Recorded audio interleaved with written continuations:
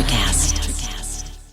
Introducing Fidelity Trader Plus. With customizable tools and charts you can access across all your devices. Try our most powerful trading platform yet at fidelity.com/trader plus. Investing involves risk, including risk of loss. Fidelity Brokerage Services, LLC. Member NYSE, SIPC.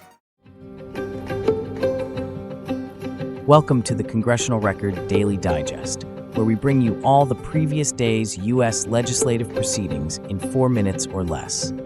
In today's episode, we bring you the Congressional Record for June 11th, 2026. The Senate introduced 31 bills and 4 resolutions and passed several measures affecting public lands, child welfare, and historical recognition.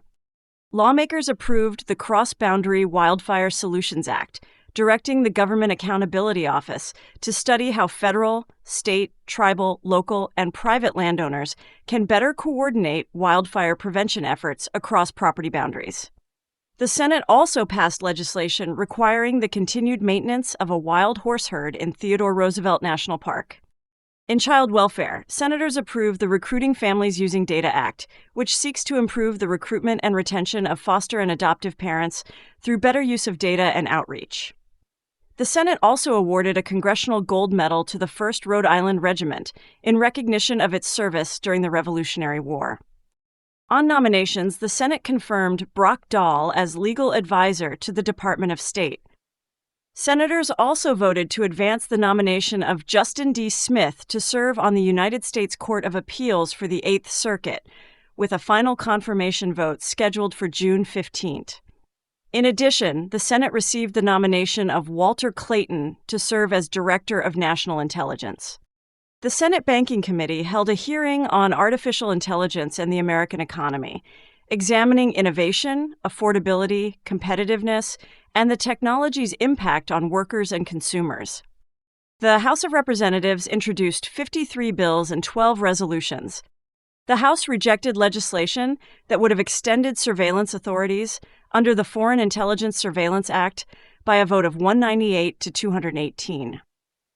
The proposal's failure leaves the future of those intelligence-gathering authorities unresolved.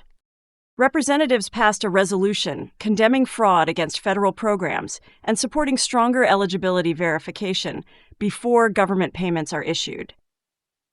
The House also approved the use of Emancipation Hall in the Capitol Visitor Center for a ceremony dedicating the Congressional Semiquincentennial Time Capsule as part of preparations for the nation's 250th anniversary. Committee activity focused on government funding. The House Appropriations Committee advanced fiscal year 2027 spending bills for labor, health and human services, education, and homeland security.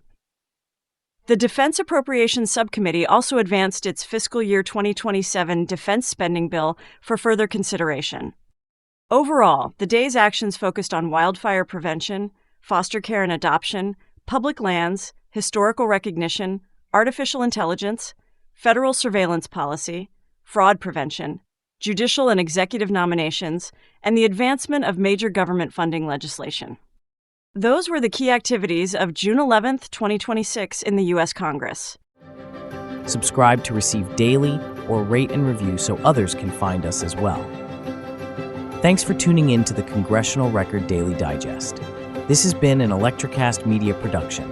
Executive producers are Mark Netter and Peter Rafelson. Music by Peter Rafelson. Produced and edited by Nicholas Mrla.